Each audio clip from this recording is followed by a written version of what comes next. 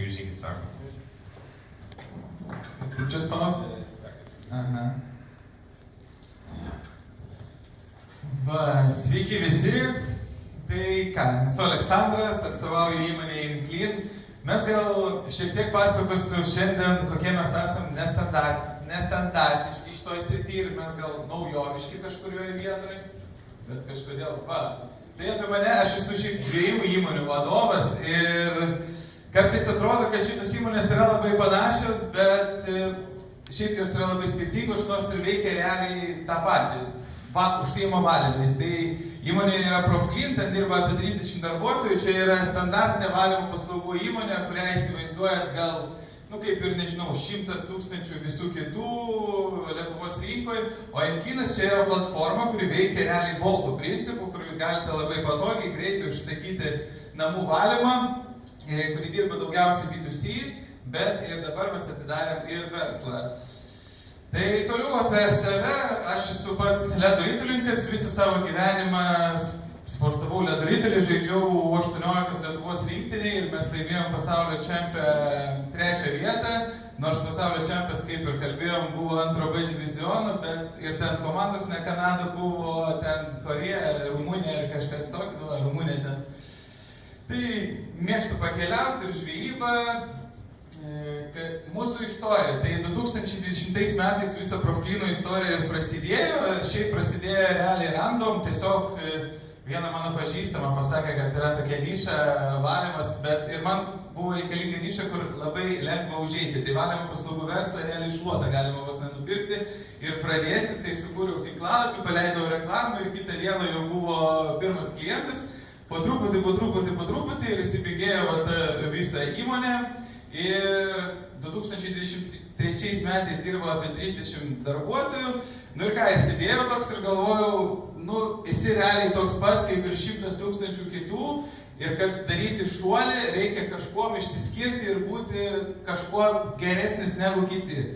Ir atėjo tokia mintis sukurti tokią platformą, kurį aš negaliu pasakyti, kad mes kažkokie čia inovatoriai esam. Šitas verslo modelis, jis veikia visur, realiai pasaulyje, ir Amerikoje, ir Vakarų Europoje, ir Korėjoje, visur veikia.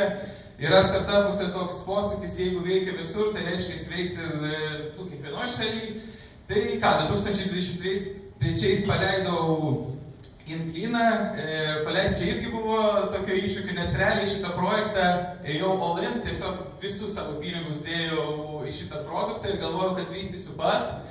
Bet po to supratau, kad tiesiog neįmanoma vystyti IT projektų gal be papildomų pinigų, tai man teko pritraukinėti investuotojų ir buvo tokia situacija, kad per 2 mėnesius turėjau pritraukti investuotojų ir arba bankruoto, arba stabdyti projektą, arba pritraukti, man pavyko, prezentacijoje nepažymėjau, bet mūsų ir per 2 mėnesius realiai pritraukti investuotojus, čia yra toks iššūkis, bankai gali pasakyti, tu į bankus neįsi dėl to, kad neduos.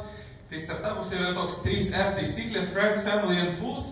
Tai man reikėjo surasti kažkokį pažįstamą arba durnių, tai durnių realiai tokį suradau. Mūsų investuotojas yra futbolininkas vienas, Lietuvos rinktinės, šiaip geriausias Lietuvos žaidėjas, Arvydas Novikovas, gal kažkas pažįsta, žino, tai tik durnius galėjo investuoti į produktą. Mes ten turėjom 9 000 apyvartos, gal pradžiai aš mačiau jau gerus rodiklius, bet vis tiek turėjo patikėti labai stipriai.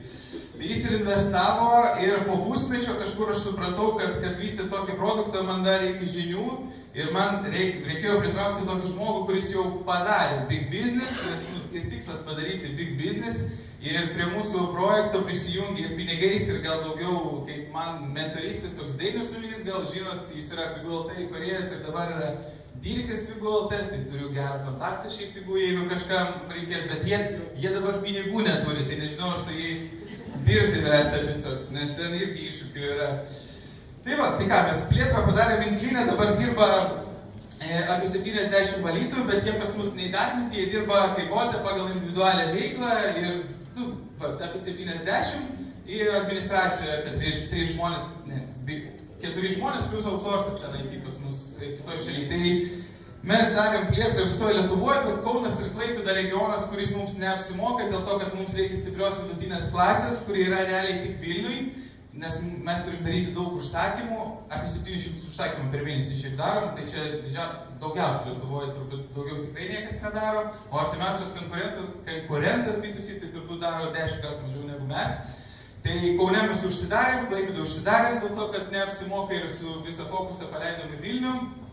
Tai va, čia aš va, nuo ko prasidėjo, tai kad tiesiog skirtumas, parodė skirtumą, Profklinas, tai standartiškai aptarnauja verslą, čia aš įdėjau kažkokius ten darbus, suradau telefone prieš 10 metų. Tai mes specializuojamės kasdieniam valymui, spec darbuose, fasadų valymui ir darbuose aukštyje. Dėl ko aš pradėjau vėl dabar šitą dalyką vystyti, dėl to, kad mes Inklyne paleidom verslą ir be tokio mečio tarp valymo įmonės ir platformos nėra geros vystymo su verslu, dėl to, kad verslas nori nupirkti viską, nuo kasdieninio valymo iki spec visų šitų darbų, o Inklyne aš negaliu padaryti spec darbų dėl to, kad tvarkytojas tiesiog to daryti nemoka. Mes freelancerius mokinti, kaip reikia laipėti ten kažkur, tai čia būtų tikrai iššūkis. Tai aš darau mečą tarp šitų dviejų dalykų. Kaip idėja buvo nuo to, kad mes norėjom skaitmenizuoti visą šitą dalyką, nuo proceso, nuo užsakymo iki nuo to, kai žmogus pas tave ateina, tai mes padarėm B2C, tai labai gerai visai padarėm, manau, nes nuo užsakymo pateikimo iki pabaigos viską jūs galite matyti. Appse rinka pas mus šiaip yra visai nemoderni šitoje vietoje, tai realiai mes esam tokie, aš visada sakau, kad mes numeris 1, nes mes esam realiai vieninteliai šitoje rinkoje, tai mes iš top 1 iš 1 esam. Yra ten viena tokia platformytė dar viena, bet ten tiesiog pats funkcionalumas yra daug silpnesnis negu mūsų. Ir kaip ir minėjau, norėjau išsiskirti nuo visų konkurentų. Tai čia gal kuo specializuojasi būtent pats Inklynas, tai jeigu norėsit kažkada užsakyti, galite rekomendaciją parašyti, bet man sakyti apie tai nereikia, kad jūs užsakot, tiesiog užsakot per Appsą arba per webą greitai, patogiai. Ir šiaip Inklynas siūlo B2C geriausią kainą ir aš tai galiu įrodyti tiesiog matematiškai, nes Inklyno neįmanoma sukonkuruoti paprastai valymo kompanijai tik dėl to, kad mūsų verslo modelis mums tai leidžia padaryti, dėl to, kad mes darom daug, dėl to, kad realiai mes sąskaitų nerašom tiesiogiai klientui, rašo tvarkytojui ir mes PVM taupom šitoje dalyko. Tai tiesiog matematiškai, jeigu ieškot, būtent ne vienkartiniai, o, kaip pasakyti, pastovę kainą, tokią mažą pasiūlyt gali tik Inklynas realiai rinkoj. Ir sprendimai. Mes vieninteliai, kurie rodom tikslę kainą internetu. Tai realiai užsakyti už 50 eurų, už 50 eurų ateis ir išvalys. Vieninteliai rinkoje, daugiau tokio dalyko nėra. Online atsiskaitimai irgi. Valymuose online atsiskaitimai, pridedat kortelę, sumokat per internetą, viskas yra skaidru. Mes turim CRM ir tvarkytojus visus užsakymus mato Appsuose, kur važiuot, ką važiuot, kaip valyti, mes net įdėgiam dėl to, kad mes turim išlaikyti kokybę, šiaip čia yra iššūkis išlaikyti, kada didelis užsakymo kiekis ir labai daug valytojų dirba.